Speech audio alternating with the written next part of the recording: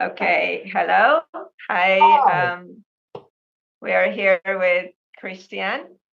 Am I pronouncing your name correctly? Absolutely. I live in a place where they call me Christian, Christian. or They call me Christian. So whatever happens. Christian? Okay. Hi. Thank you so much for joining this channel and talking to us. Yeah. Where are Well, you now? Are you I'm in Spain. I'm in the southeast corner of Spain in Almeria. right? And you've been there for quite a while now. Off Yeah? and on. Like, I've been there. I've been here for about 5 years now. okay. I love it. Okay. And so you mentioned you told me your story before. So I'm a bit familiar, but if you I don't know if you want to share like how it all started, like what Well, happened to you? How did you get in touch with the NKT and why? well. First of all, I'm from Kansas, okay? The part of the in the movie The Wizard of Oz that's in black and white, Right. I'm from that there, okay? And so when I first discovered the Dharma, I was about 19 years old. And I was running around with a bunch of older people who were into the occult, you know.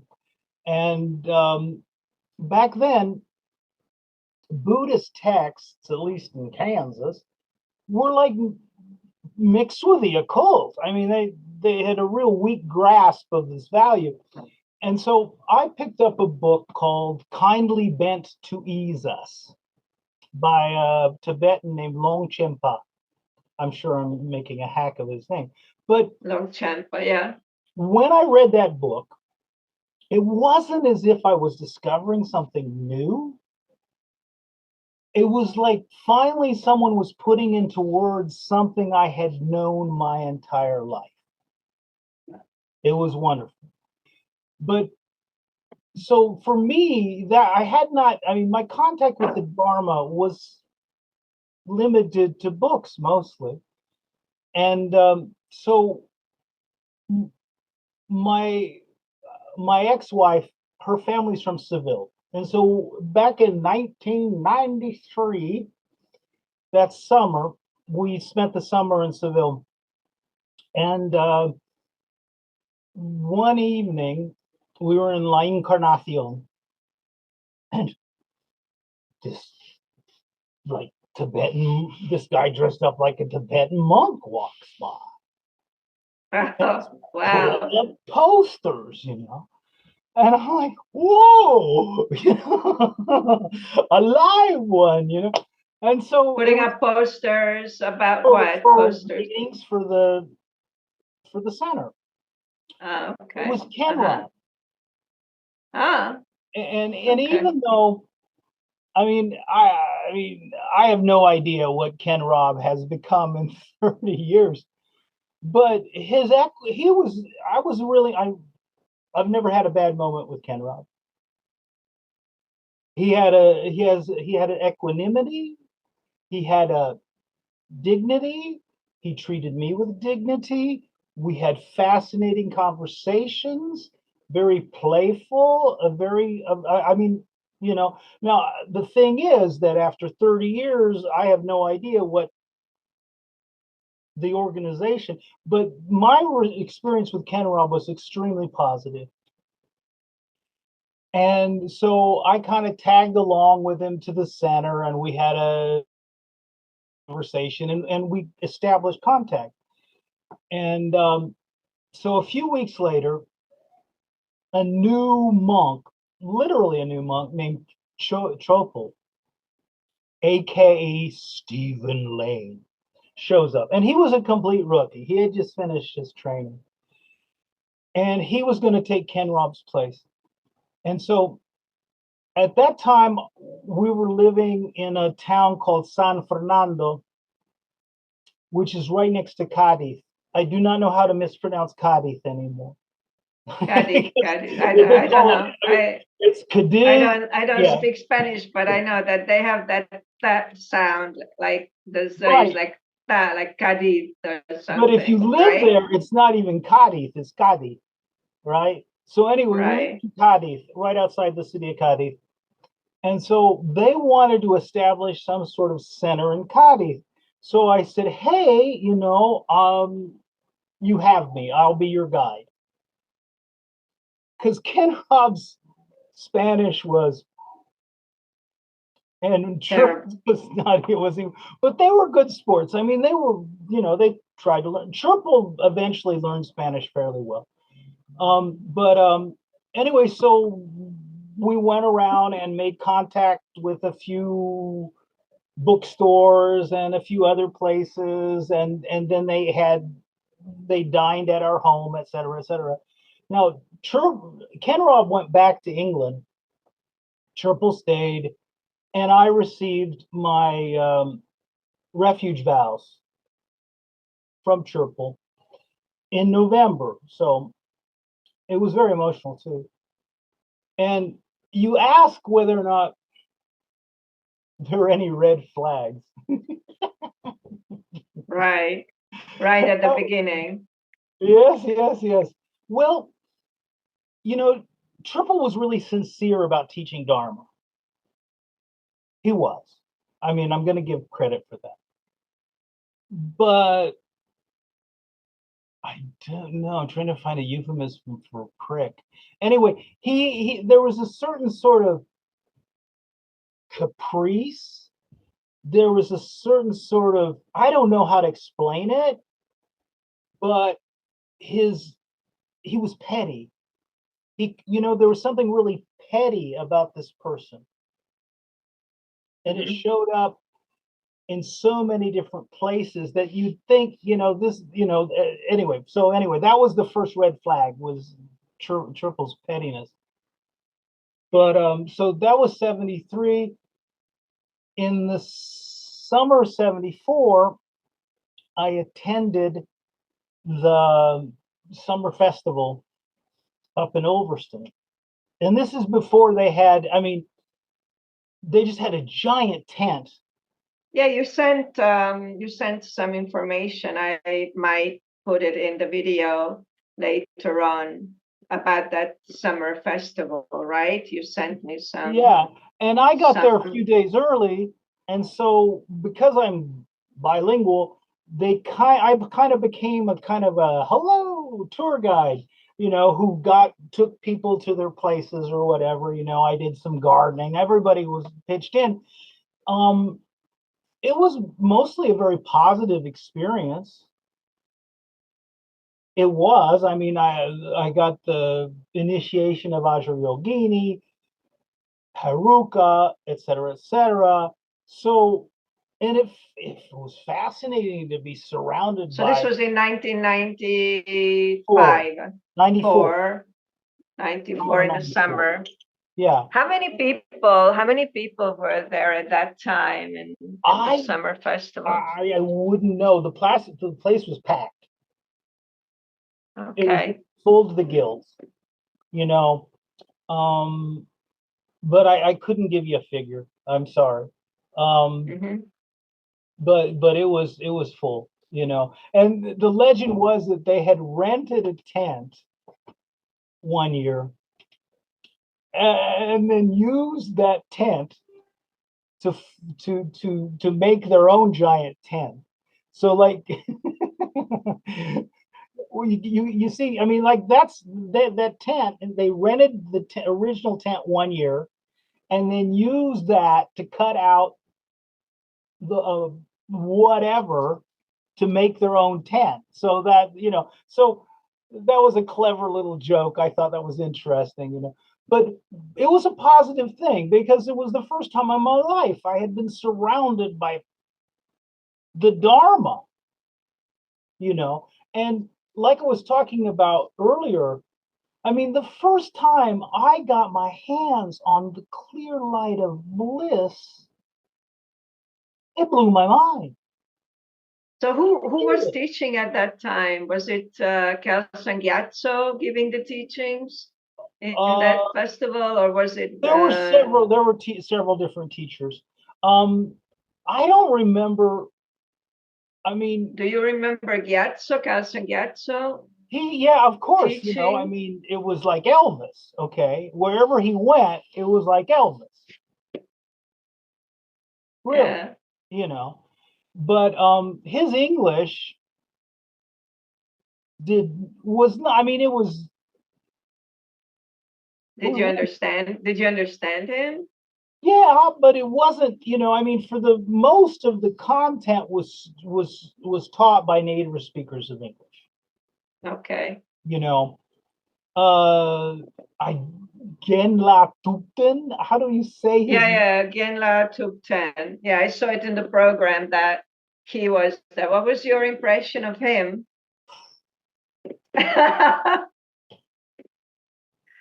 A narcissist, um, a kind of petty tyrant. Yeah, I think it was like I was in the presence of a petty tyrant whose caprice was law. I mean, really, you know, I mean, the vibe I got from him was the opposite of the Dharma. Mm. It was like diametrically, it was opposed to all the, you know, I mean, yeah, he came to Seville in the spring of 1995. We established a class in Cadiz, meeting at homes you know, we didn't have a center. We just would meet at one of the students' homes.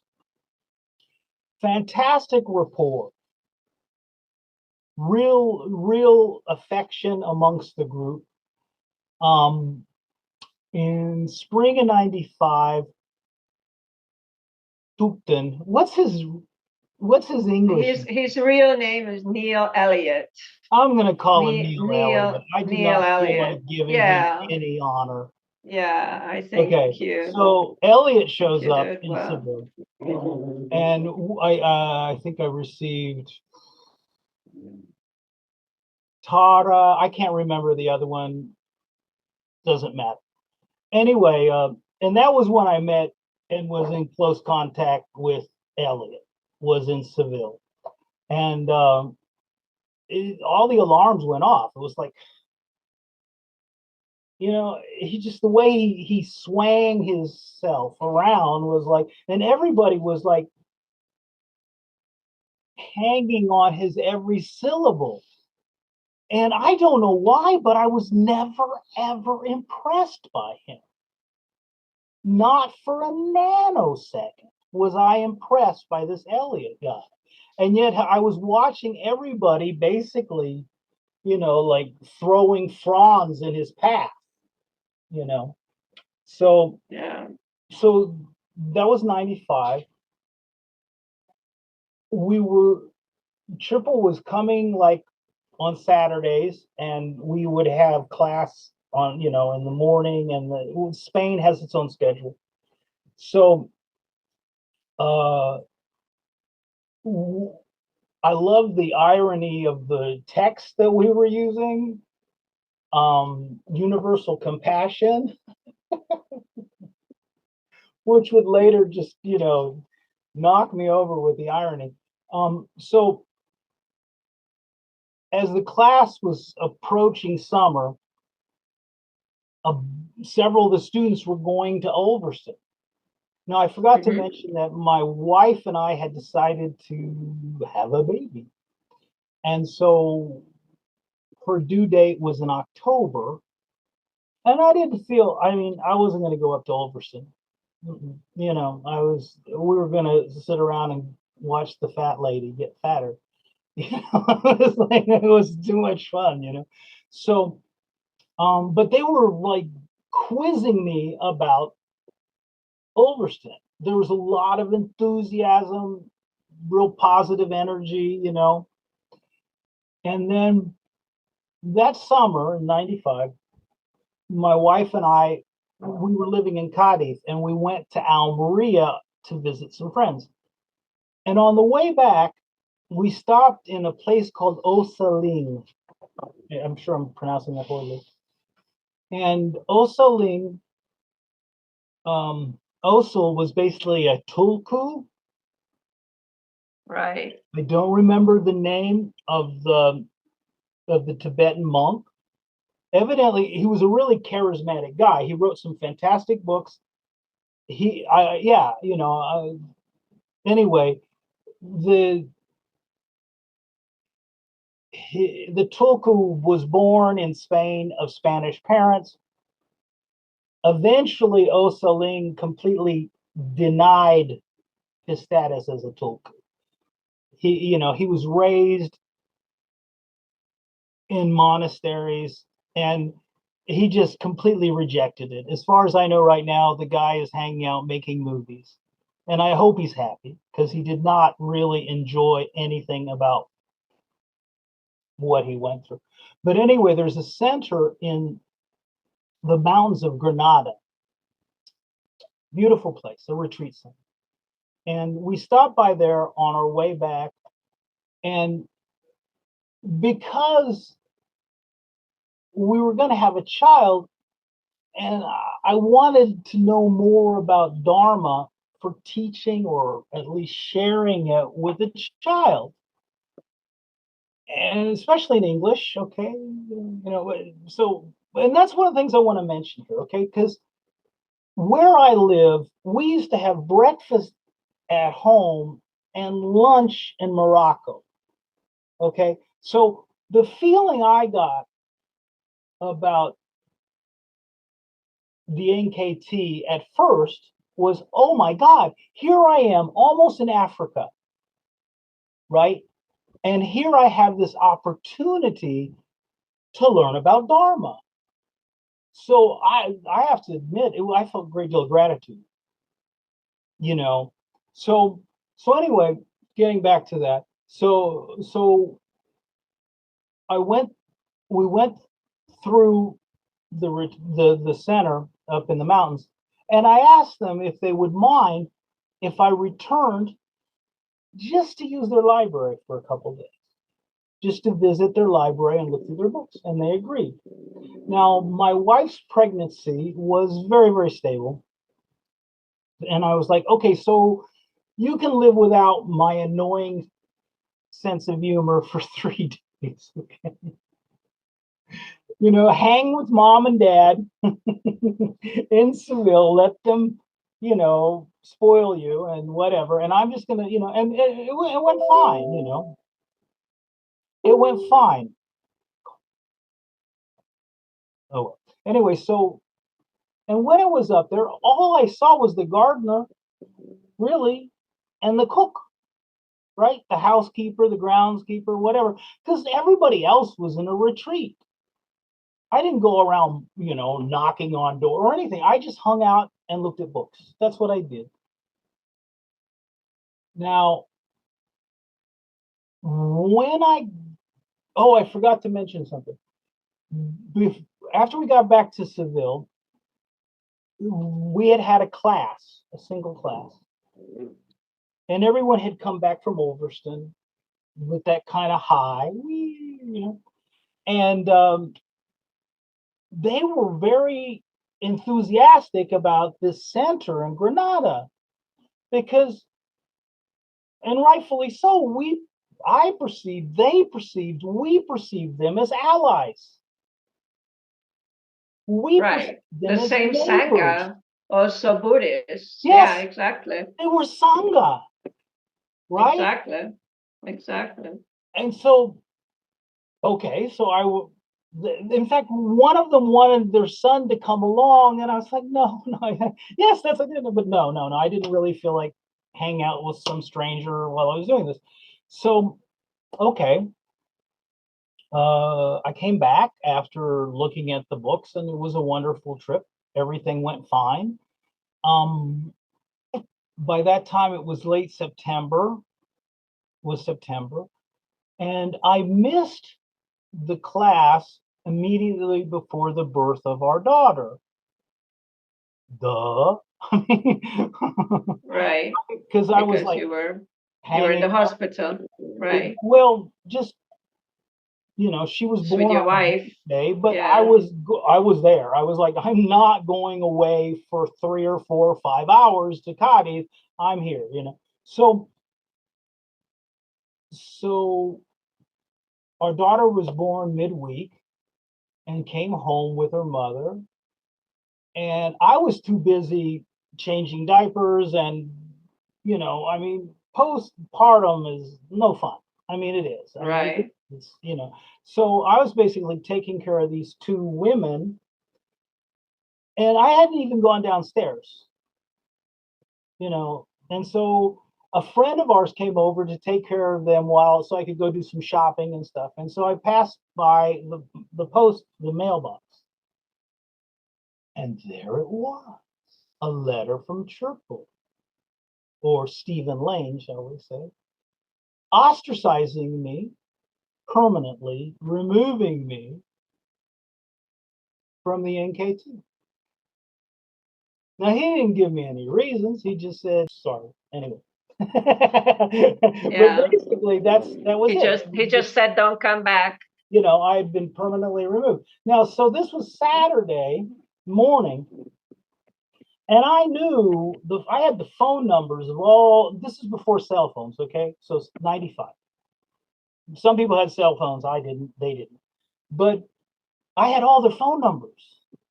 Right. And I knew exactly where they were going to eat lunch. Right? And so I called the students up and I said, this is what Triple just did to me. This is what he just did. And they were infuriated. They were absolutely disgusted by it. I think any decent person would be a little bit disturbed by this caprice, So I did speak to them afterwards. Basically, they came in there and said, what do you think you're doing? And Sherpal just played the trump card. He played the Guru Yoga card. I mean, it's sort of like Dungeons and Dragons or something like that. Only in this case, it's monks and Dharma, right? And so he just pulls out the Guru Yoga card and says, his name shall not be mentioned. I mean, it was like, to use the word you use perfectly, it was medieval, right? I was officially ostracized. Now, with So 20, he didn't give a reason why, like well, why he made I this think the reason decision. is kind of obvious. It's that I had visited another group, Right. right? But And he didn't tell you what it didn't he feel like just it was necessary. It's the Guru Yoga card, you know. I think, I mean, I could come up with something facetious about, like turning into some card game, because that's what it became. It was like Trump, Guru Yoga, his name shall not be mentioned. Now, I had contact with these people afterwards because they didn't fall for that. I mean, they may not have, and they were all pretty much, I mean, it did change, I think, the energy a lot in the group. And they were using universal compassion as a textbook. so the people in the group, you said that in the beginning they were very upset and they didn't understand. So how did they behave later? Like what I don't, happened? it was painful for all of us at the time, Mm-hmm. because they were all Spaniards, okay, which is okay. Well, no, yeah, they were all Spaniards, and also there comes a time where it's like, how many waves do I want to make about this? I'm not going to like sneak in a disguise or something. It's not like I'm gonna like, shave my head and pretend like I'm not who I am. I Right. the boot has dropped. So, how many, I figured that they're interested in the Dharma. How much am I going to interfere with interest, right? You know, even though there was an impure teacher, there was still Dharma there. And that's the thing that we were all talking about amongst ourselves, was that here we were learning about the Dharma, right? And at the moment that we needed the Dharma, that we could have used the Dharma, that we should have used the Dharma, they negated the Dharma. The Dharma had become, in a real sense, their enemy, you know. And it was 95, and I didn't really know, pardon me, that I wasn't on the internet yet, okay? But it took years to put the puzzle pieces together. And basically, it's something that I've said to you several times. It's a clever little phrase, but it seems to me like it all came down that I had offended Dorji Shu. And somehow by saying that word, I'm almost expecting, you know what I But mean? at this, Because but you were not familiar with Dorje Shugden oh, so I much. was, I Why was. Dorji you Shu, were?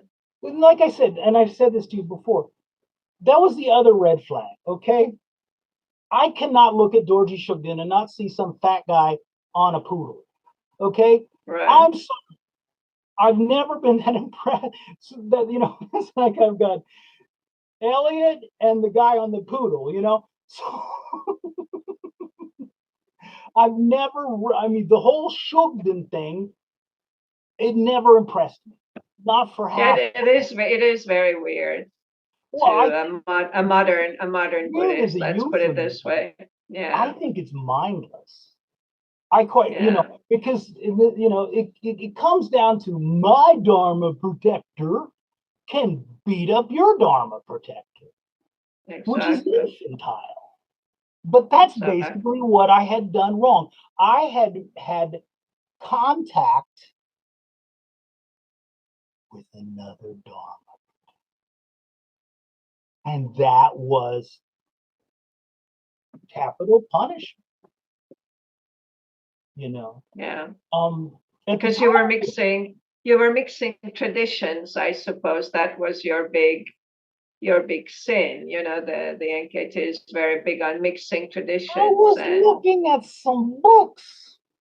yeah, but It's to no, them I it did was not like take part. You you know, were no, mixing seriously. traditions, and you were also telling the other people in the sangha that there was this other place. So the NKT is just terrified of that because they are afraid of losing people, that people will discover, you know, actually real Buddhism outside the NKT. So they try to keep the people inside this bubble with this idea of Dorje Shugden and mixing, we're not mixing traditions and we are the only pure tradition. And I don't know how strong it was at that time in the early days, but today it's a very, very strong, you know, trope in the I'm sure that it's NKT. blown up. I mean, in It's fact, blown up. It's unbelievably, yeah, sectarian now. But I don't know. I mean, I'm trying to figure out like what those was early you? days, like When the were you in the 90s. NKT? What is? I mean, you know, I mean, I just was like sorry, 2016, 15, 16, 7, 15, 16, 17, like period of 2.5 years, 2.5 years. so. So much later than that, like about 20 years later than that, or 30 years. I don't know. I can't do the maths now, but much later than you. So, What was and it your was, experience? How did you first contact the NKT, and were you attracted to the Dharma? And yeah, I just that's that. I Got you wanted to feeling. learn. I wanted to learn to meditate, and I happened to be close to next to a yoga studio where I was practicing yoga. And just one day after yoga class, I said, well, you know, here's a Buddhist center. I had already been to other Buddhist places in Rome. And I went there and I just kind of got involved. The first time it was only, I think I went 2 or 3 times and I stopped going because I didn't really like it. But then I went back because I met up with this teacher again, and he invited me back, and I went back, and I started to get a bit more involved. And then after that, it was another year and a half that I was involved with them. So altogether, it must have been like 2 years. But this Did this it thing just kind about of taper out for you, or no, did you no, have some sort of a problem? I just got up during a teaching. I got up. I said, that's it. I can't take this BS anymore." It was just I just literally got up during a retreat and a teaching, and I said, "That's it. I'm done." And I just left, and I never went back because it was just so boring, and I felt like I was not learning anything there. Mm. It was always just the same stuff, over and over and over again, and they would be always repeating, and I would be always reading from the book, and I said, I can read the book, and I don't have to be sitting here and pay. And I paid good money for that retreat. It was a 3-day retreat, and I left on the second day in the morning, but I never went back. There was this voice in my head. It's like, what So are you doing here? you're talking about it just appeared insipid to you, and you were bored and you wandered away. But that doesn't explain, and I guess I'm turning the tables here. That doesn't explain your dedication right now, because it's obvious that you're focused on protecting people from the NKT. You know, Well, yeah, what yeah. inspires that? Because I want to give you credit for that, but I have sincere, authentic curiosity about where you're coming from, because Yeah. Well, when I was still involved with the NKT, when there were all these red flags that I started noticing, and whenever I voiced, I had a friendly relationship with this teacher, and I would voice my doubts and my questions. We would chat online, and regarding the Dalai Lama, and there were a lot of different issues, and just like the answers I was always getting, I was never getting any answers. Like it was always like, oh, you can't understand this because this is like it's a much higher level than where you're at. I'm like, try me, I'm not that stupid, I'm sure I can understand. But then I started doing these research, a lot of research, and I met these people online like Carol and Linda and Tenzin and Tenzin's blog. And I just started finding out a lot of stuff about the history of the NKT and how Manjushri was extorted from Lama Yeshe, and like just he's the one. this, Lama yeah, Yeshe is the Tulku. That is was it? the Tibetan monk who passed on and came back as Osel. That it was Lama Yeshe, yeah, who was a You think so? fascinating person. Oh, No, he was a interesting. very good teacher. I've read several of his books, and Yeah. He was amazing. Actually, he was the one who invited Gelsen Gyatso to England originally, and then when I found out about the blackmail and the extortion of Manjushri, to me that drew the line. I said, well, that's just crazy. have you been to That's Overston? like, sorry, Have you been up to Overstand. Overston? Exactly. That was originally That in priory is incredible.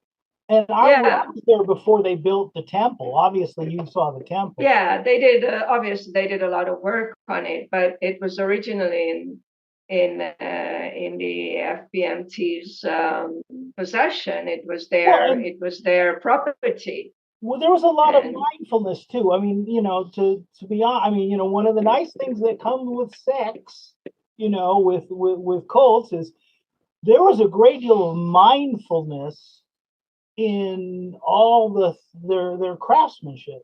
I mean, I have to say that, I mean, that's the truth, you know. But you can find that with Reverend Sun Young Moon if you want to. Sure. I mean, credit where credit's due. But Yeah. But you actually said that you helped set up the center there, right? That first center where, well, right? in Cadiz, I have, because Seville, it was just an apartment with a couple, with a Vajra Yogini and a couple of statues, and Right.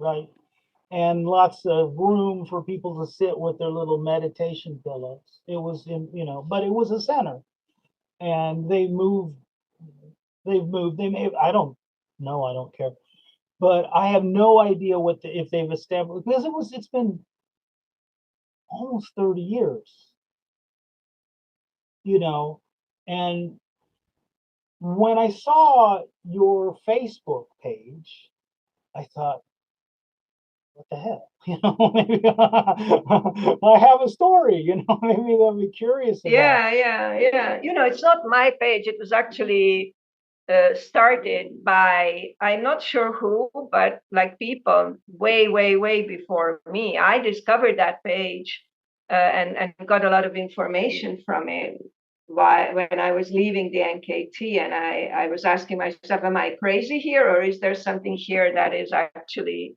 going on and they don't want me to know? So that group, the exposing group, already existed, and but I don't know exactly who set it up originally. I'm not sure. And then there's another group called Survivors of the New Kadampa Tradition, and I was also a member of that.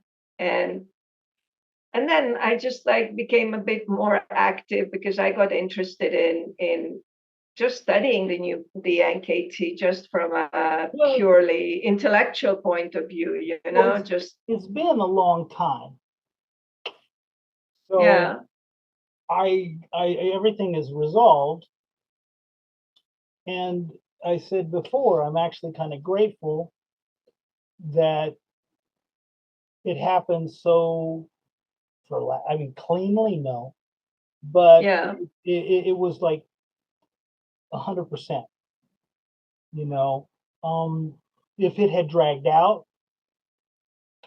you know what I mean? That half is like, sure, you know, I'm glad absolutely. that, you know, I mean, in a way, Stephen Lane did me a favor.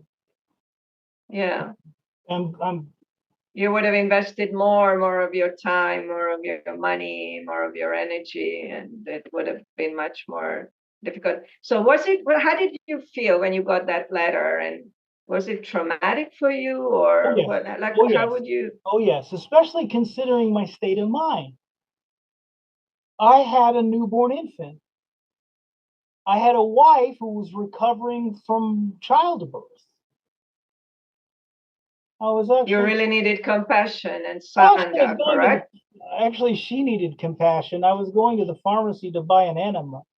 So, She was also part of the. Was no, she no, but also part of the NKT? I mean, my goal that morning was to go to the pharmacy and buy an enema for a woman postpartum. I mean, she was desperate.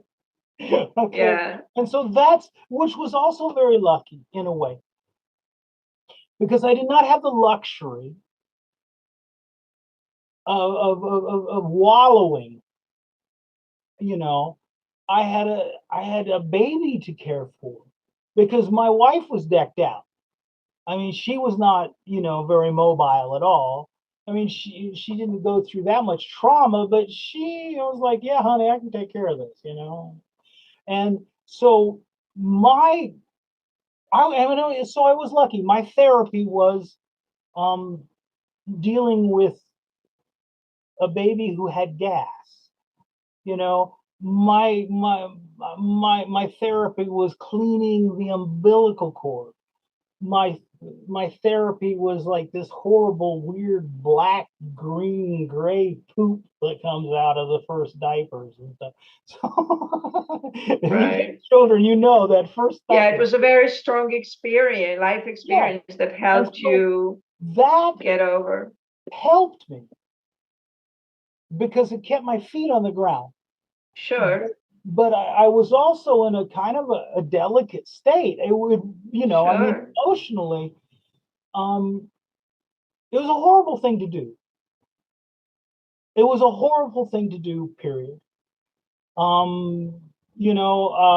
wish I could come up with something clever to say in Spanish that he wouldn't have to, but Stephen Lane can go to hell. As far as I'm concerned, he can go straight to hell. He's a fraud. He was derobed for, I'm trying to find a euphemism for what he did. Sleeping with students. And I guess Elliot was too, wasn't he disrobed for something similar? Oh yeah, he did. Yeah. I mean, He was sleeping. He was sleeping with students. Did you see Yeah. any of? Did you see any of that in the center, like Chopra I sleeping knew with exactly students? who he was sleeping with. It was obvious. And she It was actually obvious. lived. She was kind of, how can I put this? She lived somewhere in the outskirts of Seville. The woman he was Yes, yes, sleeping yes. with. And she was kind of like aristocracy in the group, if you know what I mean. Because Special status. oh yes, Triple would spend a lot of time at her house and stuff. You know, they had some sort of cortijo, which is a ranch in Spanish, and so and I mean, I wasn't suspicious. It didn't dawn on me, didn't show up on my radar. I didn't find out about it for years. And when I found out about it, I was like, newsflash, I mean, it's just like, yeah, Do that you makes know? Do sense. you know what happened to Chopra later? Do you know what happened to Okay, him? I've done a little homework, and Stephen Lane evidently is, I think he's a psychologist of some sort. And I think he plays the Dharma card, or he plays a little bit of the Eastern philosophy or something Yeah, like he's a coach. He's some kind of a life coach. He's not a psychologist. He never went that. to Okay. university, got an education. But like you say, he played the Dharma card. What I heard from one of the ex-members who knew him very well, apparently made he impregnated a woman in Spain. He fell Oh in boy. love. Apparently, he made a woman pregnant, and he went to Calzanghiazzo to ask for advice. And apparently, Calzanghiazzo said, "Well, just leave her, forget about the baby, forget about her, come back to England, and we'll just deal with it with the, we'll deal with the situation so that there is no scandal." So he was supposed to go back to the UK and just go on like this is what they actually still, it seems like it has happened, what, as far as I've heard, allegedly. Anyway, so and then apparently he got so disgusted by this thing that he disrobed and left the tradition, and then started this later on started this company where he is a coach, basically a life coach. But yes, he's playing the Dharma card, which is very common in the NKT. A lot of these people who were teachers and monks, nuns, and especially monks leave the NKT and then they become some kind of Nothing you've said has coach. surprised me. Nothing. Yeah, It fits his yeah, MO. that's what happened to him. And yeah, and Neil Elliott disrobed as well, and then apparently he purified his karma, and then he got ordained again, I think in 2017 maybe. And now he's just gone. He's disappeared. We don't What know where year? he is. What year did um, Kelsang Gyatso die? He died in 22, I think. Oh. 2022. But you know, he had been gone for so long before. He had been gone for years. Nobody knew where he was. Apparently, he was in Spain somewhere. And but he was, and nobody knows why. Like he had completely disappeared for the last 7 or 8 years before he died. I honestly think that he got demented. He was senile. This is my Well, now my contact with him is practically zero. Okay, so but the waves there was something capricious about him too. It just seemed like, he would babble and whatever came out of his mouth was gold, yeah, right. you know. It just seems the opposite of what the Dharma really is supposed to Yeah, because there bring doesn't us. seem to be any investigation really in the NKT. It's not encouraged, or um, Well, they I don't only want to say it's not allowed, but it's not. This is no, definitely not. I think that they really do play that guru yoga card. I think that it is sort of like Dungeons and Dragons or one of those games, and it's sort of like, nope, you cannot ask that. No, you cannot say that. No, you cannot, which is the opposite of knowledge. Exactly. Yeah. Yeah. That's exactly the opposite.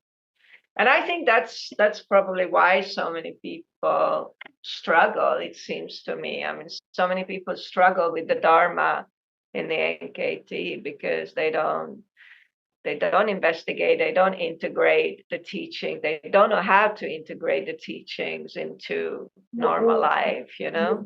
Referring to something that we was passing back and forth earlier in our text, um,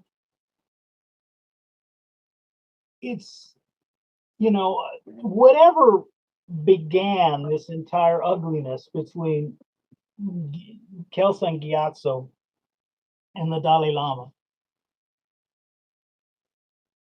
I don't have the sources, but from what I understand, one of them was in one, it was like monasteries in the outskirts of Lhasa, probably in the 1950s, were peeing downstream from each other or something like that, you know, Right. and it just whatever it was, it got in Gyatso's craw, it got in his craw, and he never got over it. It just seems to me like whatever experience it was, Kelsang Gyatso had this ugly kind of deformed perception of whatever the Dalai Lama, et cetera, et cetera. And I think it morphed into some bizarre power trip. And like I was saying, the last thing we need in the Western world is to adopt such stupidity. It's like we Exactly. need the Dharma, but we don't need to like be worrying about what color your hat is, or you know what I mean. I mean, Exactly. it's that's not what the Dharma's for. And when Absolutely. I Yeah. first found out that the NKT was like practically spitting on the Dalai Lama, I'm like, wait a second, it's them. I even recognize some. I kid you not. Yeah. I've seen photographs of people screaming crap at the Dalai Lama, and I said that guy was an Overston. It's Yeah. nuts. It's just nuts. Yeah, it's the darkest. I don't think they will ever live that down, those years, Well, when aren't they still they doing it? no, they stopped. I think the last one was in 2016, maybe. They stopped. They stopped because there was just so much scandal about it, so many problems that it just really created a bad name for them. I mean, it seems like they're rebranding now. Like it's not even. They usually advertise now as Kadampa meditation and Kadampa Buddhism instead of New Kadampa tradition because I basically love the new the tradition. brand I just the love the um there's it's sort of like new and tradition, and it's like yeah. there's Yeah, something new wrong tradition. there. Yeah, there's an oxymoron if Thank I've you, ever thank heard you. one. Exactly, exactly. And it's the perfect Oxymoron, term, yeah. I mean, like, oh, but, yeah, but very, it's very, kind of terrifying because they've turned Dharma into a commodity, and by doing so, I mean, and I don't understand the source of the books. I cannot imagine the Geshe Kelsang Gyatso channeled the clear light of bliss. It's obviously based on, and if I were a scholar, I could tell you, et cetera, et cetera, et cetera. It's obviously based on a Tibetan text, obviously. yeah, yeah. I think they're based on Tsongkhapa's texts, Exactly. simplified versions. And so without acting too, I mean, I somehow making this accessible to the Western world should be a good thing. It should be a good Yeah, thing. it should be. And my first, like I said, when I opened up Clear Light of Bliss, I was like, how in the world did this reach my hands? I mean it, I mean, I'm like, I am reading something here, something incredibly valuable. And how did it get into my hands? In English. And here I am almost in Africa. So, you know, Yeah, there's something to that. But then to turn it into,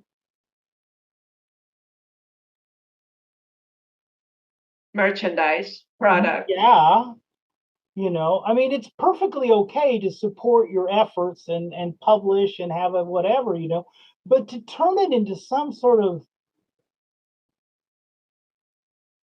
franchising nightmare is, Yeah, Mac Buddhism. Yeah, Mac Kadampism. Like, yeah, exactly.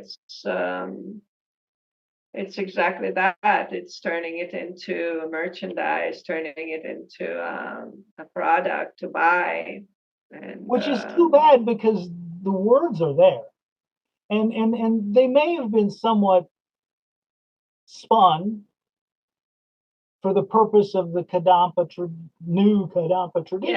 it's a bit spun. It's a bit simplified, and there are always these new editions of the books, and each book is a little bit Well, and I actually think more simplified than the previous one. the Dharma can survive that. I think that the Dharma is stronger than that, and making the Dharma accessible is a noble deed. But turning Dharma into Coca-Cola, right, or Starbucks is vulgar. Well, I think the Dharma survives if there is valid transmission, right? Like if your teacher who transmits the teachings to you understands what they're talking about. Most people in the NKT don't actually read the books, right? Because They don't read the books. They go to the teachings. They go to the I think they have a festivals. boot camp, basically, is the feeling I get, is that the teachers there go to a boot camp, Yeah, like, there is the teacher training, but often they don't. I mean, you can easily teach. I mean, in my center, people taught. There were kids, like 19-year-old kids, who were teaching already. Like I was asking myself, like, what's going on here?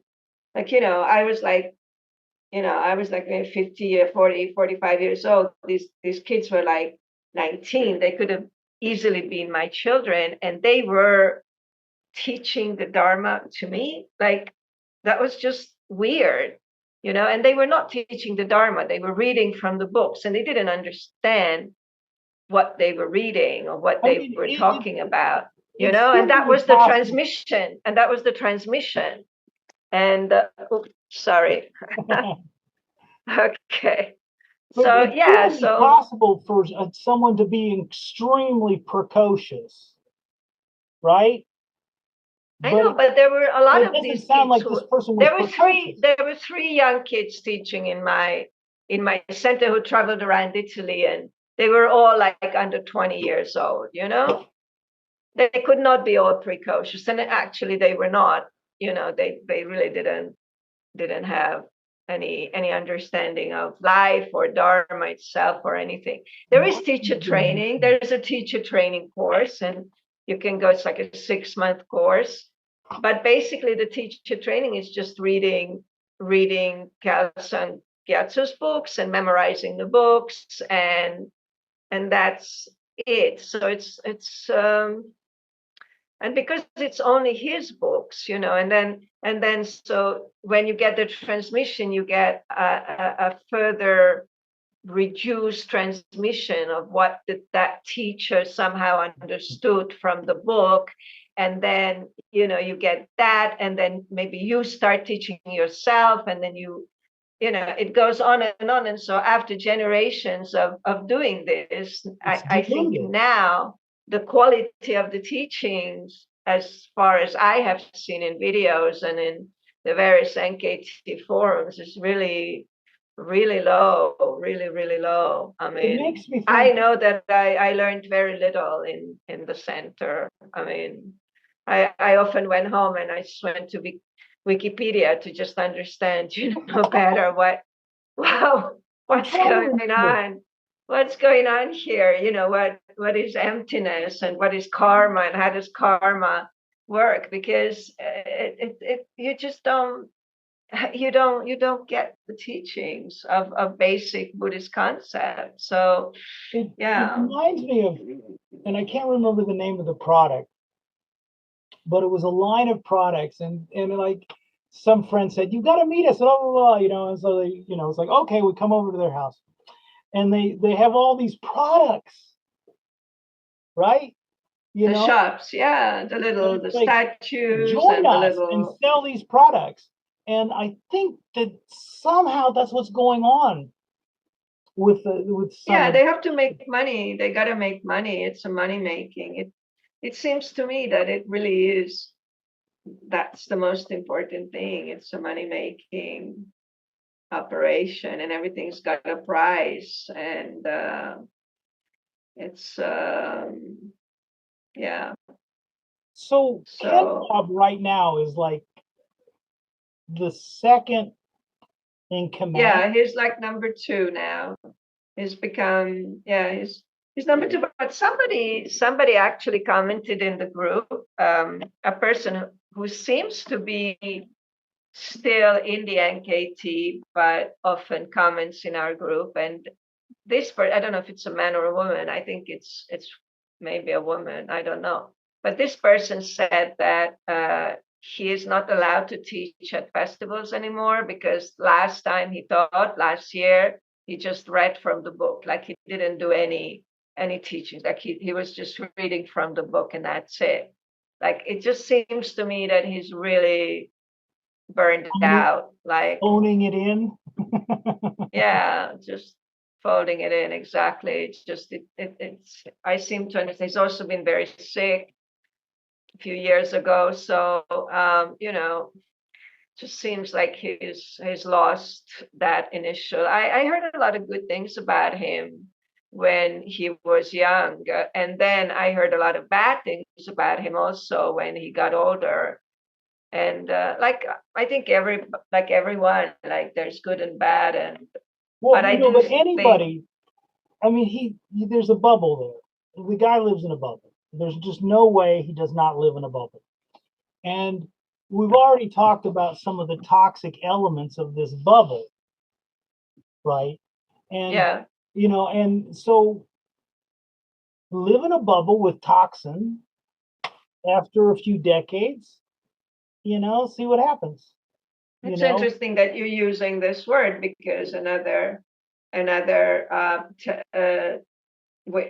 survivor used the same word, the NKT bubble, and yeah, I think that's exactly what it is. And a bubble is always toxic. Like it has to be. Like if you live in a bubble, it can be nice and okay for a little while, but eventually, years in and years out, it's going to become toxic because it's just going to use up all the oxygen. There's nothing left. Well, It why would, cannot. if you're in a bubble and everybody is basically, serving you hand and foot, maybe it's fun. I don't know. I mean, I'm sure that Chelsea Yeah. have to had a great time. Right. Well, but I don't think, but you look at all these important teachers, they all get sick though, right? Like they all get really sick. Mm. I think there's a price to pay for doing this for so long. I mean, yeah, I am sure there are people who have really this faith and The they really dissonance. believe, and yeah, I The, am sure the, there are the, people like that. the But I think dissonance. those who are the innermost circle, they know what's going on. They there's a lot of politics there in the NKT. I am sure, Somehow just I like in every picture other.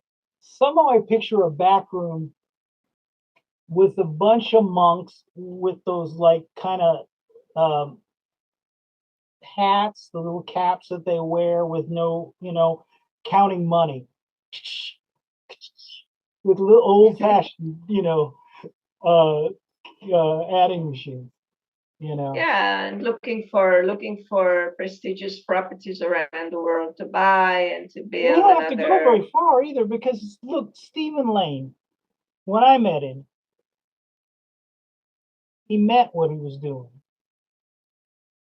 He was sincere. He was a Mhm. complete rookie, right? Only had like half a dozen verbs in Spanish, all right? And he dove into the language. He was absolutely, I mean, yeah, he was capricious, he was petty, but he was also sincere about teaching Dharma. And then what, 3 or 4 years later, you know? It's So, gone. Exactly. Now, some people are able to get up and leave and say, okay, I draw the line here and I can go only so far and then that's it. I'm not gonna do this, right? And some people just keep doing it.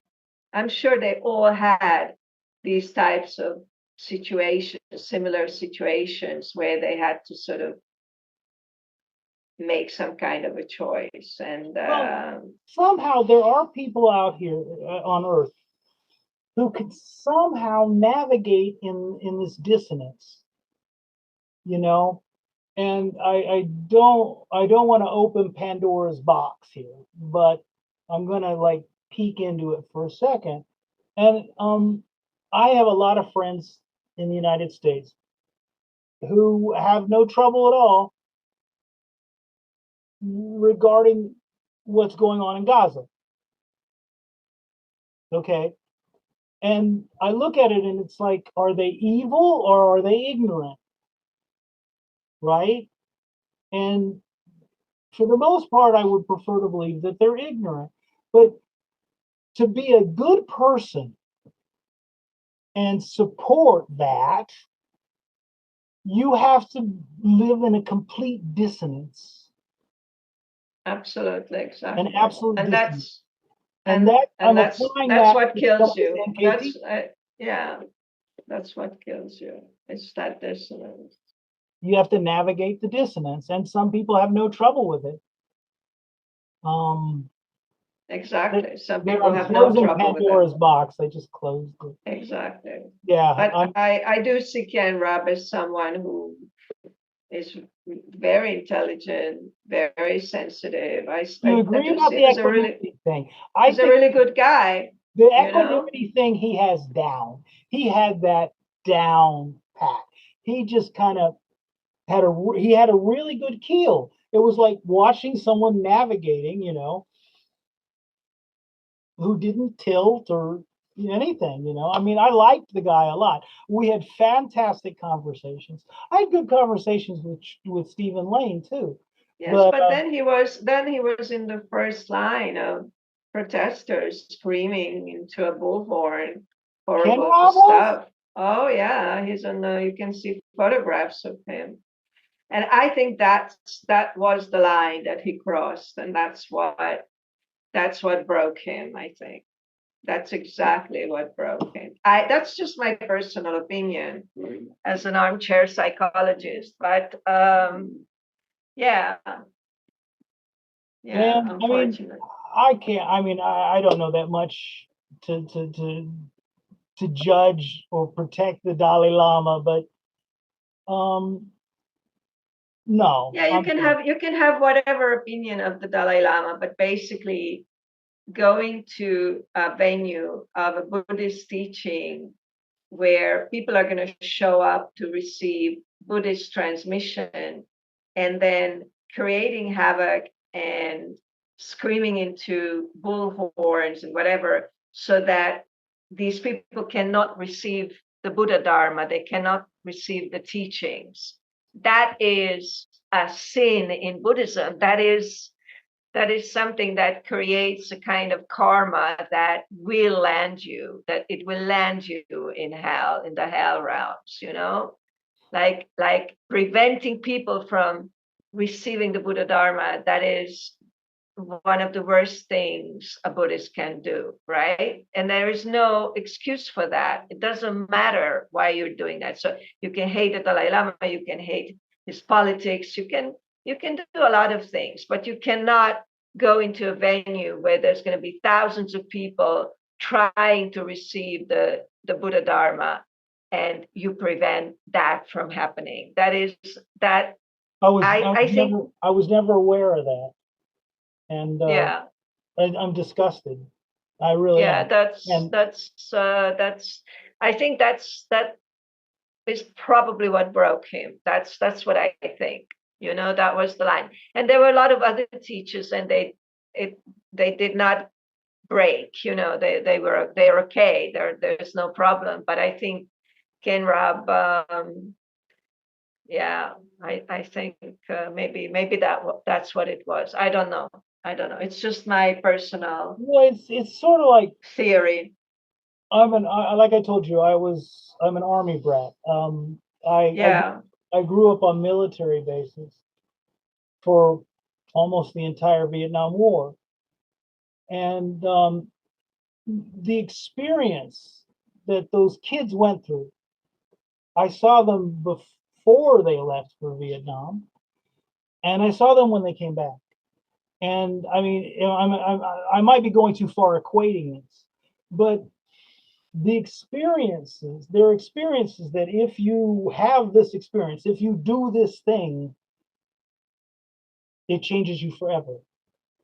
And you Exactly. cannot pretend to undo this thing. I Yeah. have a few of those, but we all do.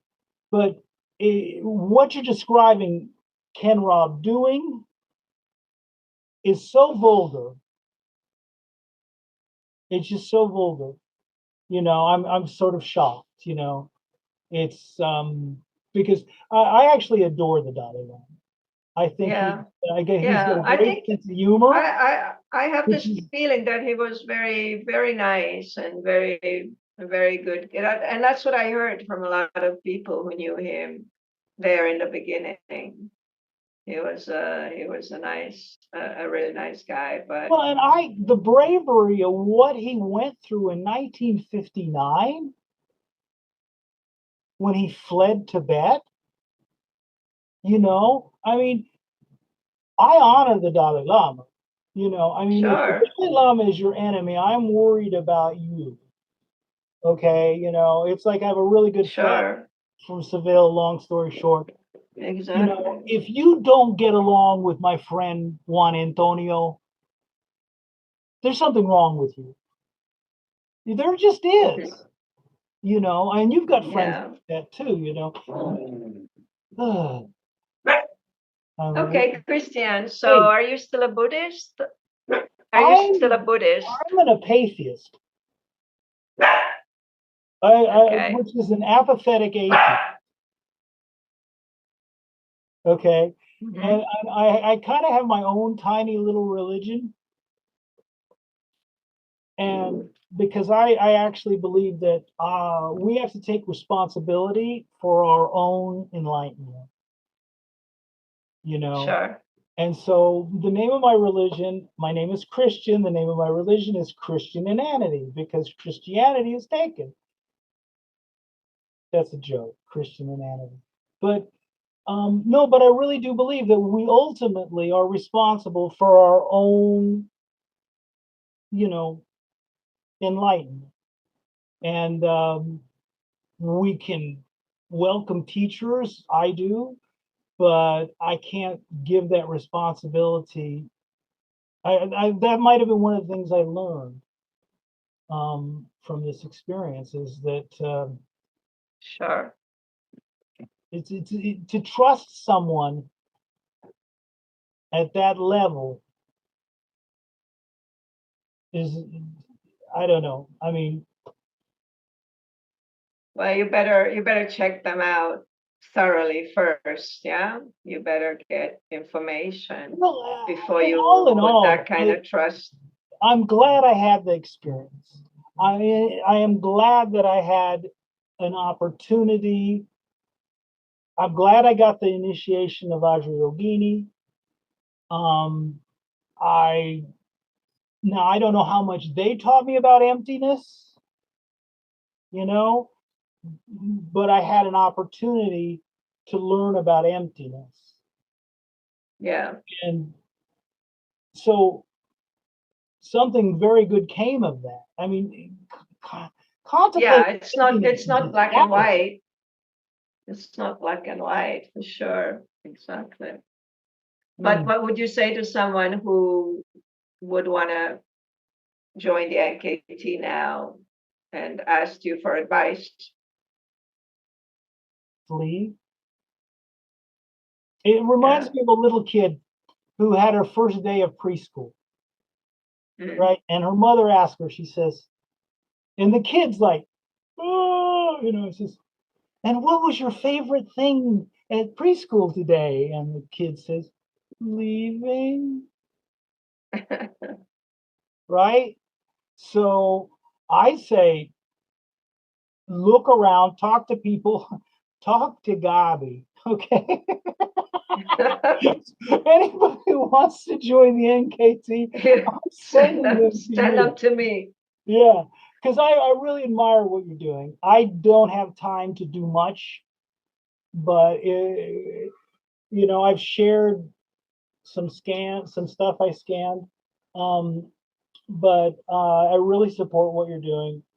I think this belittling of the Dharma, like I'm going to use the word vulgar again. It's Yeah, well, I'm not doing so much. We're not doing so much. We're just putting it out there, whatever is there, we're putting it out there from an external point of view. So do it's like we're they outside the bubble and looking in and do they seeing respond to all you? these weird things. Sorry? Does the NKT respond to you at all? Do you get any feedback? No, not so far, and I hope it stays that way, actually. But other people have been harassed by the NKT. Carol, Linda, Michelle, a lot of survivors have been very super seriously harassed by the NKT over the years, and a lot of people are afraid actually to even come forward, tell their stories. A lot of people, even anonymously, will not talk about their experience. They're scared. So yeah, there have been harassment, and there has been harassment in the past. So I don't know if it's going to come to that. I hope not, because I'm not, I'm not doing anything. I'm just saying it's my personal opinion. They can also disagree. They can say, oh well, she's just crazy, and Well, she just has this vision. The Dharma can protect itself. I think the Dharma is NKT. Yeah, exactly. But the people are a different thing. Exactly. Because you're getting into such an important part of a human being. Because you have to be vulnerable. You have to be vulnerable to sit down and so for them to exploit the vulnerability, because it's not exactly bait and switch, but what they're doing is they're baiting you with something of eternal value, and then they're turning it into Starbucks. Yeah. Yeah, exactly. It's a good point. Yeah, they do exploit that because, there are vulnerable people, and there are also people who are normally not vulnerable, but they might be in a vulnerable situation in their lives. Something happened, divorce, whatever, illness, and they're in a vulnerable situation, and they're looking for something. They're seeing these posters, and they just think, oh my God, this is the answer here, and so I just think it's important to see the process, like what happens in the NKT in the beginning, and as you get more and more involved, and as you get, the more you get involved, the more you're going to suffer. That's as it's something really simple as that. Where you can, because I'm an American, and so we have all these evangelicals. I'm sure there are evangelicals in Rome, even. Yeah, sure. We've got Moonies, we've got Jehovah's Witnesses, we've got Mormons, we've got all this stuff, and to reduce the Dharma to that is just. Yeah, I'm wondering when they're going to start knocking on people's doors, because that's the next step, Oh, I don't know, or standing out there but they're already standing out there on street corners, and they're not selling giving out flyers. Airports, are they yet? Yeah. Well, listen, I should let you go because it's. Well, thank you so much, Christian. It's Christian. I'm not sure about the pronunciation, but it was a real joy talking to you. I am very happy that you didn't get more involved with them and more traumatized than you already were. I think that must have been pretty tough at that time, going through this experience. But like you said, it was also good that it happened so early on, and you didn't invest I so really much more in it. appreciate this opportunity, and if you ever need any, I can't imagine, but I'd like to support whatever you're doing. I think it's important, it just. Well, yeah, and I think these stories that you guys share, these are just documents. This is what happened. This is what happened to me. This is how it went down, and that's it. There's another story, and there's not much you can say? Like, you can't say, well, yeah, what can you say to this? This Well, is, and my narrative boils down to man has newborn baby. NKT throws him out. What was yeah, he thinking? You know what I mean? yeah, You throw me out later or something. You know what I mean? I mean, like quietly have me pushed into the river or something. But how in the what in the world is going on in yeah. It's a my head? total Writing a lack of letter knowing compassion. that I just had a child, you know, and it's but Yeah, but now looking at what you said and you know, I'm sorry. this isn't particularly surprising, is it? I don't mind listening to your dog. But Right. you're not shocked to hear this, are you? And it's this total lack of safeguarding that there's nowhere you can go. You can't appeal, you can't get an explanation. It's just the whole system is Well, and the look way at it works. what Kelsang Gyatso did regarding Stephen Lane's child. Just come back up to England, we'll sweep it under the carpet. Yeah. Yeah, who are these people? We can just imagine how many of these stories there have been, right? Well, yeah, because I mean, part of being vulnerable is exposing yourself. And if someone wants to exploit that vulnerability, 9 months later, you have a baby. So Right. I'm going to let you go. I really appreciate what you're Thank doing. you so much, Christian. I'm very happy. I'm very grateful. Thank you so much. And I will keep in touch. Yeah. Thank you. We'll Thank you keep very in much. touch. All the best to you. Okay. Same to you. Thank you. Bye bye. Bye. Bye bye.